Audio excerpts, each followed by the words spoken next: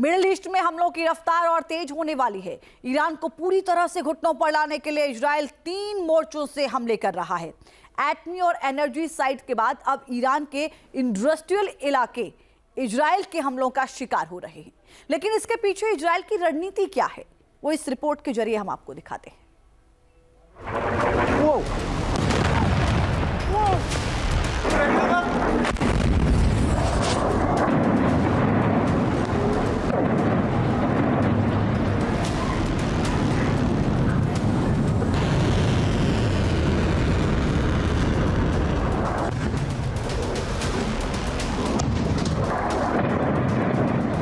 Israel ने target बदला, Iran में कोहराम मचा।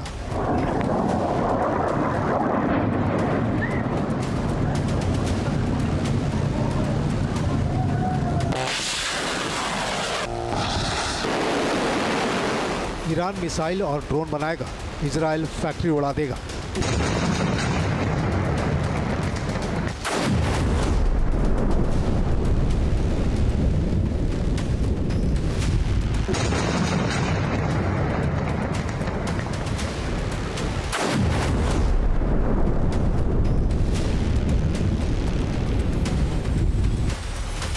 ऑपरेशन रोरिंग लायन, अब कयामत का सायरन।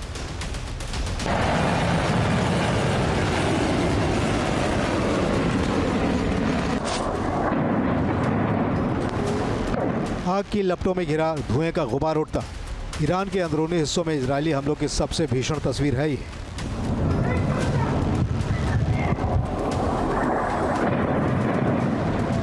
ईरान के खिलाफ ऑपरेशन रोरिंग लायन के 1 महीने हो चुके हैं और ईरान के कई महत्वपूर्ण ठिकाने मलबों में तब्दील होते जा रहे हैं।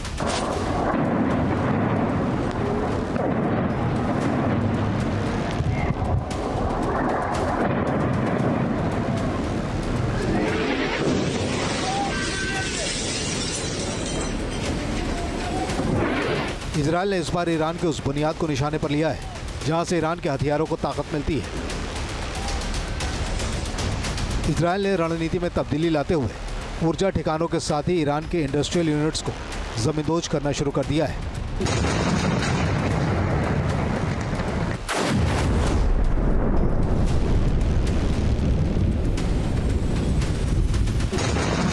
इजरायल के हमलों में ईरान के 10 इंडस्ट्रियल टाउन और स्टील प्लांट्स तबाह हो गए हैं।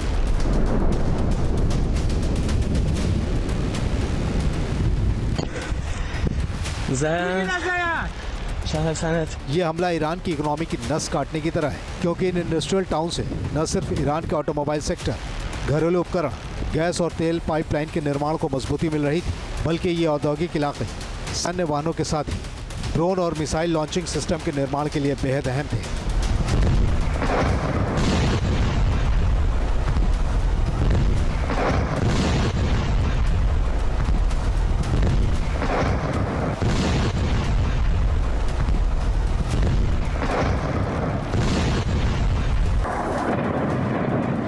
इजरायल के हमलों के दायरे में इस्फहान का मुबारके स्टील शामिल है, जो ईरान का सबसे बड़ा स्टील प्रोडक्शन सेंटर है।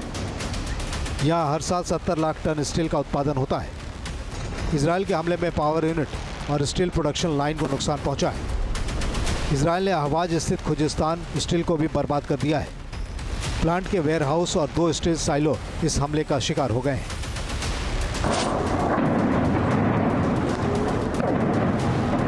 इजरायल के अटैक की जद में आए ईरान के प्रमुख औद्योगिक शहरों में दर्जनों छोटे कारखाने या गोदाम हैं, जहां कपड़े, मशीनरी असेंबली और इलेक्ट्रॉनिक्स सामानों का प्रोडक्शन होता है। इजरायल की इस बदली हुई स्ट्रेटेजी का मकसद साफ है।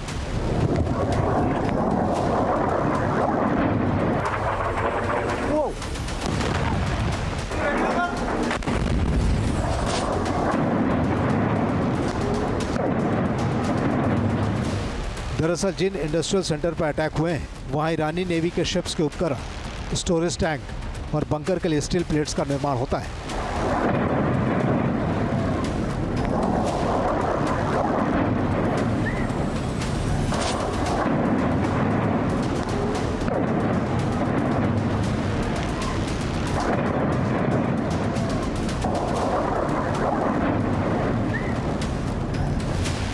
इजरायल ईरान के इंडस्ट्रियल बेस को पंगु कर देना चाहता है। ताकि भविष्य में सैन्य उपकरणों के अलावा मिसाइल सिस्टम के प्रोडक्शन और मरम्मत के लिए ज़रूरी कच्चे माल मिलने बंद हो जाएं।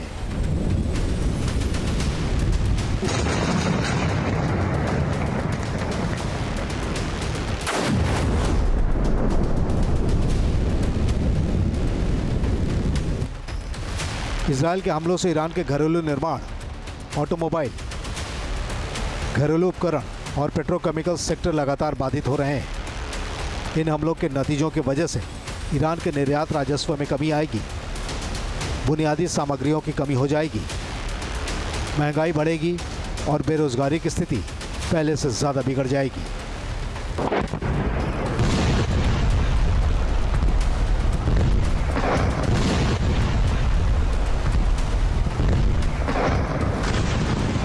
इजरायल अब ईरान के खिलाफ हाइब्रिड वॉर लड़ रहा है। कई मोर्चों पर इजरायल ईरान को घुटने पर लाने की कोशिश कर रहा है।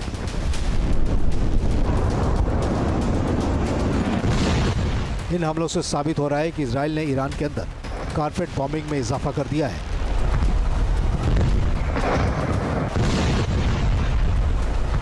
ये विजुअल्स तेहरान में Iran university of science and technology के ऊपर अमेरिकी और इजरायली एयरफोर्स के हुए हमलों के बाद के हैं। इमारतें ध्वस्त हो गई हैं और यूनिवर्सिटी कैंपस तहस नहस हो गया है।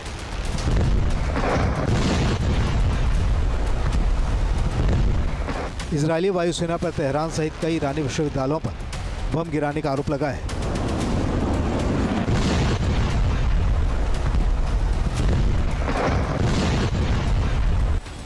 सोशल मीडिया पर एक वीडियो वायरल हो रहा है जिस वक्त ईरानी professor Mohammad Marandi American political commentator Sneako से बात कर रहे थे, तेहरान में धमाके हो रहे थे। प्रोफेसर ने स्नीको से पूछा, आपने धमाके की आवाज़ सुनी? शायद कॉर्पोरेट बॉम्बिंग हो रही है। It seems like that's what is backwards of the two nations at Did you war. hear that huge explosion just now? Rolling explosions. That's carpet bombing. It's called carpet bombing. Israel अब Iran पर targeted और चुन चुन कर हमले कर रहा है। इजरायल के निशाने पर IRGC के कमांडर और ईरानी डिप्लोमेट्स हैं, भले ही ये ईरान में मौजूद हों या फिर लेबनान में।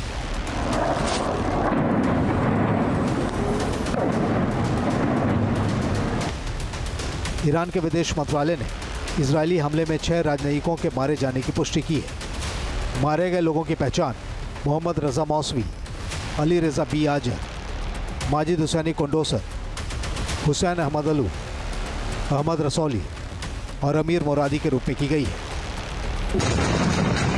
ईरान से आ रहे विध्वंस की तस्वीरें जाहिर कर रही हैं कि इजरायल का ऑपरेशन रोलिंग लैंड ब्रेकलेस हो चुका है।